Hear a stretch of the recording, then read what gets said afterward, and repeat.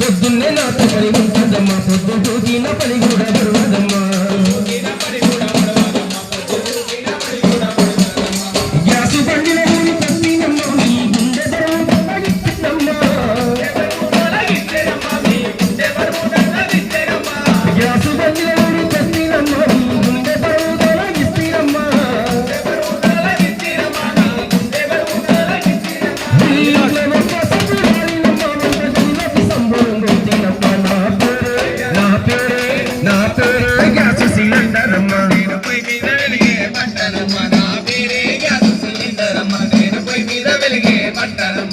రాయి రాయి రాసుకున్నదమ్మా, ఆరా పిడగి నిప్పు పుట్టేనమ్మా.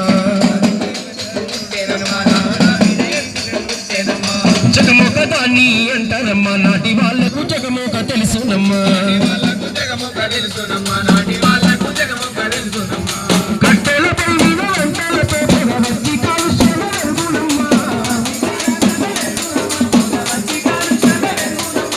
కట్టెలపై మీద వంటలతో వచ్చి కాలుష్యం రంగులమ్మా.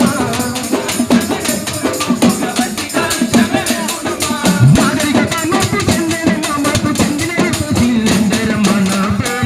నా పేరే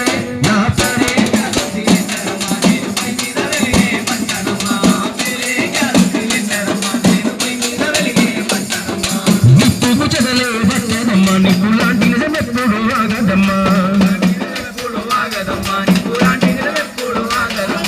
సబ్సిడీ తీసాగా నంపిరమ్మా, సాయం ఎంతో చేస్తున్నారు చూడరమ్మా.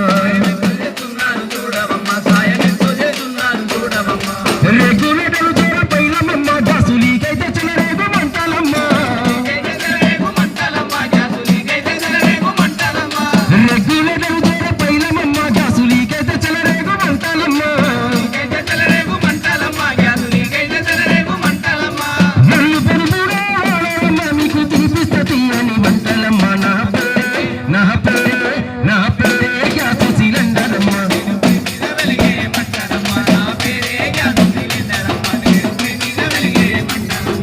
వంట గదిలో నేను ఉంటానమ్మా, నేను ఉంటేనే తీరక వంటలమ్మా.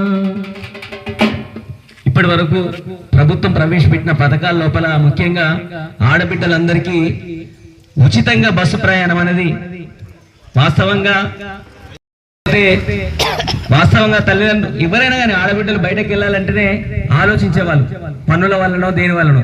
కానీ ఉచిత బస్సు ప్రయాణం వచ్చిన తర్వాత గంటలటు గంట ఇటు వస్తామని చెప్పి పండగలకు, పబ్బాలకు, పెళ్లిళ్లకు, పేరంటాలకు, ఆడబిడ్డల ఇంటికి ఏడికైనా ఏ పుణ్యక్షేత్రాలకు, తీర్థాలకు వెళ్ళాలన్నా కానీ ఇక్కడ నుంచి రాష్ట్రం అంతటా రూపాయి ఖర్చు లేకుండా ఒక ఆధార్ కార్డు చూపించి బస్సు ప్రయాణం చేయడానికి వీలు కల్పించింది ప్రభుత్వం. అలాగే 500 రూపాయలకు గ్యాస్ సిలిండర్ ఇస్తుంది ప్రభుత్వం. 500 రూపాయలకు గ్యాస్ సిలిండర్ ఇస్తుంది. వాస్తవంగా పేదవాళ్ళ బతుకుల లోపల ఎంతో కొంత మార్పు రావాలనే ఉద్దేశంతో సబ్సిడీ సిలిండర్ ఏదైతే అయితే చాలా మంది అమ్మ తల్లి కొంచెం అయినాక మాట్లాడదు మాకు 500 రూపాయలకు సిలిండర్ ఇస్తే చాలా మంది మాకు రాలేదంటారు. రాకపోవడానికి కారణం ఏంటంటే మనకు సిలిండర్ కనెక్షన్ ఎక్కడ ఉందో అక్కడికి వెళ్ళి కేవైసీ చేయించాలి.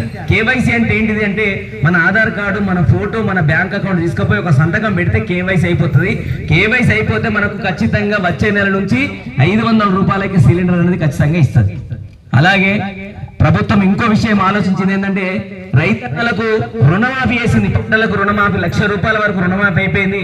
2 లక్షలు తీసుకున్న వాళ్ళు రుణం తీసుకున్న వాళ్ళకు తీసుకున్నప్పటి నుంచి ఇప్పటి వరకు వడ్డీ కడితే 2 లక్షల రూపాయలు కూడా రుణమాఫీ అయిపోతుంది. ఇంకొకటి ఏంటంటే రైతు భరోసా పథకం ప్రభుత్వం ఏం చేసిందంటే 15,000 రూపాయలు ఇస్తుంది. ఇస్తాను మాట ఇచ్చింది, మాట కట్టుబడి ఉంటుంది. 15,000 రూపాయలు 2 పంటలకు గాను 7,500 7,500 చొప్పున 15,000 పంటకు ఎకరా పంటకు మనకు ఖచ్చితంగా బ్యాంక్ అకౌంట్ లో పడతాయి. ఇది డిసెంబర్ 7 వరకు ఖచ్చితంగా అందరు అకౌంట్ లో పడతాయి. ఇన్ని రోజులు లేట్ ఎందుకు అయిందంటే రైతు భరోసా రాకపోవడానికి కారణం ఏంటంటే రాళ్ళు, రప్పలు, గుట్టల ప్రాంతాలున్న భూమికి మాత్రం రైతు భరోసా రాదు. సాగు చేసే భూమి ఏదైతే ఉందో వాళ్లకు ఖచ్చితంగా రైతన్నల అకౌంట్ లోపల ఖచ్చితంగా 15,000 రూపాయలు ఎకరాకు పడతాయి. అలాగే మనము సన్నవడ్లు వేసుకున్న వాళ్ళకి మనకు క్వింటాల్కి 500 చొప్పున బోనస్ కూడా ఇస్తా అని చెప్పింది ప్రభుత్వం. ఇప్పటి వరకు చాలా పల్లెల లోపల రైతన్నలకు ఈ మన సన్నవడ్లు వేసుకున్న వాళ్ళకి క్వింటాలకు 500 చొప్పున బోనస్ కూడా ప్రకటించింది. అలాగే ఆడబిడ్డలందరికీ మహిళా సంఘాల లోపల ఉన్న వాళ్ళకు మహిళలందరికీ 1,00,000 రూపాయల వడ్డీ లేని రుణాలు ఇస్తుంది. అవి తీసుకొని మనం ఏదో షాపు లేకపోతే ఏదైనా మనం కుటీర పరిశ్రమ పెట్టుకొని కూడా మనం బతకడానికి వీలుగా 1,00,000 రూపాయలు ప్రభుత్వం రుణం ఇస్తుంది. అవి వడ్డీ లేని రుణం కాబట్టి తీసుకొని కూడా మనం బాగుపడవచ్చు. ఇంకొకటి ఏంటంటే గల్ఫ్ బాధిత కుటుంబాలు చాలా ఉంటాయి. అంటే ఇక అక్కడ ఉపాధి కోసం వెళ్ళి ఇక్కడ మన ఏజెంట్ చేతిలో మోసపోయి అక్కడికి వెళ్ళిన తర్వాత లేక మనము వాస్తవంగా అక్కడ తిండికి తిప్పలు లేక జైలు జీవితం గడిపి కల్లివేలైన తర్వాత జైలు జీవితం గడిపి ఇక్కడికి వచ్చి ఏం చేయాలో తెలియని పరిస్థితి లోపల అప్పుల పాలై కుటుంబం రోడ్డున పడ్డ కుటుంబాలు ఏవైతే ఉన్నాయో వాళ్ళందరి కోసం ప్రభుత్వం 5 లక్షల రూపాయలు ఎక్స్గ్రేషియా ప్రకటించింది. గల్ఫ్ బాధిత కుటుంబాల్ని వాళ్ళందరినీ లిస్టు తయారు చేసి 5 లక్షల రూపాయలు ఇచ్చి వాళ్ళ జీవితాల లోపల కొత్త వెలుగు నింపాలనే ఉద్దేశంతో వాళ్ళందరి జీవితాల లోపల మార్పు రావాలనే ఉద్దేశంతో 5 లక్షల రూపాయలు ఇస్తుంది. అలాగే మన పిల్లగాళ్ళు ఆటల లోపల మెరుగై వాళ్ళు వాస్తవంగా రాష్ట్ర స్థాయిలో పెద్ద పెద్ద బహుమతులు పొంది ప్రోత్సాహకరమై నిరుత్సాహంగా ఉన్న వాళ్ళందరి కోసం ప్రభుత్వం ఆలోచించి క్రీడా యూనివర్సిటీ నెలకొల్పి వాళ్ళందరినీ ఆటల లోపల తర్ఫీదునిచ్చి గొప్ప వాళ్ళగా తీర్చిదిద్ది జాతీయ అంతర్జాతీయ స్థాయి లోపల వాళ్ళు గొప్పగా ఎదగడానికి కృషి చేస్తుంది ప్రభుత్వం. ఇవన్నీ చేసిన ప్రభుత్వం ప్రజల కోసం ఆలోచించింది. ఇంకొకటి నిరుద్యోగ సమస్య తీర్చాలనే ఉద్దేశంతో ఇప్పటి వరకు ఏడాది కాలం అయిపోయింది. పసిగుడ్డు కాబట్టి ఇప్పటి వరకు చేసిన పథకాలు ఏవైతే ఉన్నాయో ప్రజలకు చేరువైనాయా లేదా, వాళ్ళందరికీ చేరుతున్నాయా లేదా అనే ఉద్దేశంతో కళాకారులందరినీ పల్లెలకు పంపించి వాళ్ళ లోపల ఉన్న అనుమానాలను నివృత్తి చేయడానికి మన దగ్గరికి పంపించింది. ఇప్పటి వరకు వాస్తవంగా నిరుద్యోగుల కోసం 50,000 ఉద్యోగాలు ఇచ్చింది. 50,000 ఉద్యోగాలు ఇచ్చి వాళ్ళందరికీ ఉద్యోగాలు ప్రకటించింది. చాలా మంది ఉద్యోగాలు పొందిన వాళ్ళు ఉన్నారు ఇప్పటి వరకు ఏడాది కాలం లోపల. ఇంకా ఏం చేసిందంటే ప్రభుత్వం 1,00,000 ఉద్యోగాలు ఇవ్వడానికి ప్రణాళిక సిద్ధం చేసి ప్రతి ఒక్కరికి నిరుద్యోగుల సమస్య తీర్చాలనే ఉద్దేశంతో ఆ వైపు అడుగులు వేస్తుంది. ఇది ప్రజాపాలన, ప్రజలందరి పాలన, పేదల పాలన, ప్రతి గడపకు చేరువవుతున్న పాలన. కాబట్టి ఈ కార్యక్రమంలో పాలు పంచుకుంటున్న ఏఎన్ఎంలకు, ఆశా వర్కర్లకు, రైతన్నలకు, తల్లులందరికీ పేరు పేరున కృతజ్ఞతలు తెలుపుతూ ఈ సందర్భంగా మా చెల్లి రాజేశ్వరి గారి ఒక మంచి పాట విందాం.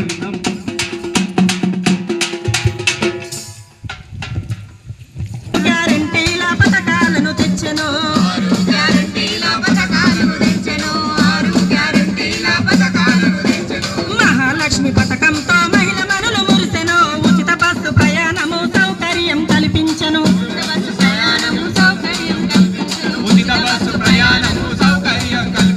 గృహజ్యోతి పథకంతో పల్లె పల్లె వెలుగును, 200 యూనిట్ల ఉచిత విద్యుత్ ఇచ్చును.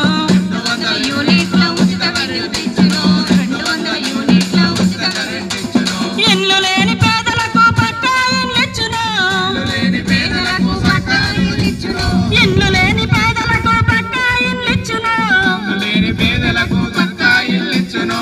మంచి చేయ సర్కారు మన ముందుకొచ్చెను, తెలంగాణ పల్లెలల్లో ప్రజాపాలనొచ్చెను. 6 గ్యారెంటీల పథకాలను తెచ్చెను.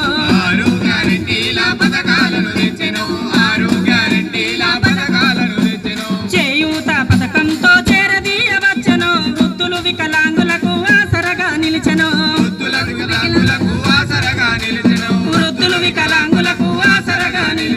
రైతు భరోసా సాయం 15,000 ఇచ్చును. ఉద్యమకారులకేమో ఇళ్ల స్థలాలు ఇచ్చును.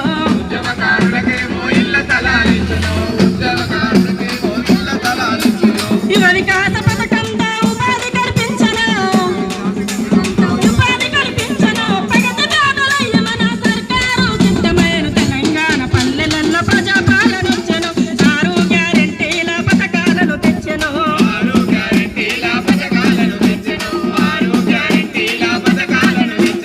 అర్హులైన పేదలకు అందించగా కదిలెను, అభయహస్తం అమలు చేసి మన చెంతకు చేరెను. అభయహస్తం అమలు చేసి మన చెంతకు చేరెను. అభయహస్తం అమలు చేసి మన చెంతకు చేరెను.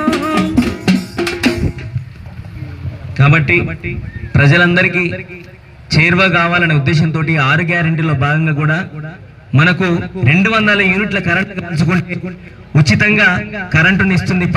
పల్లెల నుంచి పట్టణాల వరకు ప్రతి ఒక్క 200 యూనిట్లు అంటే దాదాపుగా మనం 2 ఫ్యాన్లు వాడుకోవచ్చు, కూలర్ వాడుకోవచ్చు, గ్రైండర్ వాడుకోవచ్చు, మన బోర్ ఉంటే బోర్ కూడా వాడుకోవచ్చు. 200 యూనిట్ల వరకు కరెంట్ కాల్చుకుంటే ఉచిత కరెంట్ అనేది ప్రభుత్వం ప్రవేశపెట్టింది. అలాగే ఇందిరమ్మ ఇండ్లు ఏవైతే ఉన్నాయో, ఇందిరమ్మ ఇండ్లు కూడా నిల్వ నీడలేని వాళ్ళు ఎవరైతే ఉన్నారో వాళ్ళందరినీ గుర్తించి ఇందిరమ్మ ఇళ్లను కట్టించే విధంగా సమగ్ర కులగణన సర్వే చేపడుతున్నారు. ప్రతి అధికారి మన ఇంటికి వచ్చినప్పుడు ప్రభుత్వం నుంచి వచ్చే పథకాలు మనకు వస్తున్నాయా లేదా, మనకు ఏ లబ్ధి వస్తుందనే విషయాన్ని గురించి మనం కూలంకషంగా వాళ్ళతోటి ఖచ్చితంగా విషయాలు చర్చించాలి, వాళ్ళతో మాట్లాడాలి, అన్ని విషయాలు చెప్పాలి. ఆధార్ కార్డు ఉందంటే ఆధార్ కార్డు ఉందని చెప్పాలి, లేకుంటే లేదని చెప్పాలి.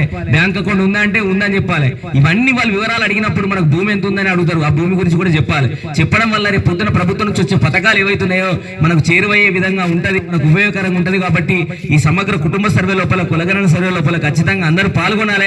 ప్రభుత్వం నుంచి వచ్చే లబ్ధి ఏదైతుందో, ప్రభుత్వం నుంచి వచ్చే పథకాలు ఏవైతున్నాయో అవన్నీ మనం తీసుకోవాల్సిన బాధ్యత మన అందరి మీద అని చెప్పి తెలియజేస్తూ, ప్రతి పథకం అందరికీ ఉపయోగపడే విధంగా తీసుకొస్తున్న ప్రభుత్వం ఇంకా కొన్ని పథకాలు మన ముందరికి తీసుకొస్తుంది.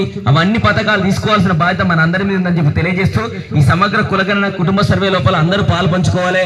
ప్రజాపాలనలో భాగంగా ప్రజలందరికీ చేరువయ్యే పథకాలు ఏవైతున్నాయో, ఇప్పటి వరకు పథకాలు రాని వాళ్ళు ఏవైతున్నారో, మనకు మన ఉచిత బస్సు అయితే దాదాపు అందరికి వచ్చింది. ఈ ఉచిత సిలిండర్ ఏదైతే ఉందో, ఉచిత కరెంట్ ఏదైతే ఉందో, రాని వాళ్ళు ఏం చేయాలంటే ఖచ్చితంగా దరఖాస్తు చేసుకున్న వాళ్ళు అందులోపల అడిగిన ఏంటి, ఆధార్ కార్డు ఇవ్వాలి, మీదేంది మన కరెంట్ బిల్ ఇవ్వాలి. అవన్నీ ఫామ్ లోపల జతపరిచి ఇచ్చినట్లయితే, మన సంతకం పెట్టి ఇచ్చినట్లయితే మనకు ఖచ్చితంగా 6 గ్యారంటీలు ఖచ్చితంగా వస్తాయి. రాకపోతే మన ఎంపీడీ ఆఫీస్కి వెళ్ళి ఎందుకు రాలేదు మాకు అని చెప్పి ఖచ్చితంగా అడిగి తీసుకోవాల్సిన బాధ్యత మన అందరి మీద అని చెప్పి తెలియజేస్తూ, ప్రజాపాలనలో భాగంగా మన హిమ్మతరావుపేట గ్రామానికి వచ్చి ఈ కార్యక్రమం ఇక్కడ నిర్వహించడానికి సహకరించిన ఎంపీడీఓ గారికి, మన పంచాయత్ సెక్రటరీ గారికి, మన ఆశా వర్కర్లకు, ఏఎన్ఎంలకు, తల్లులకు, రైతన్నలందరికీ, మీ అందరికీ పేరు పేరున కృతజ్ఞతలు తెలుపుతూ ముగిస్తున్నాం.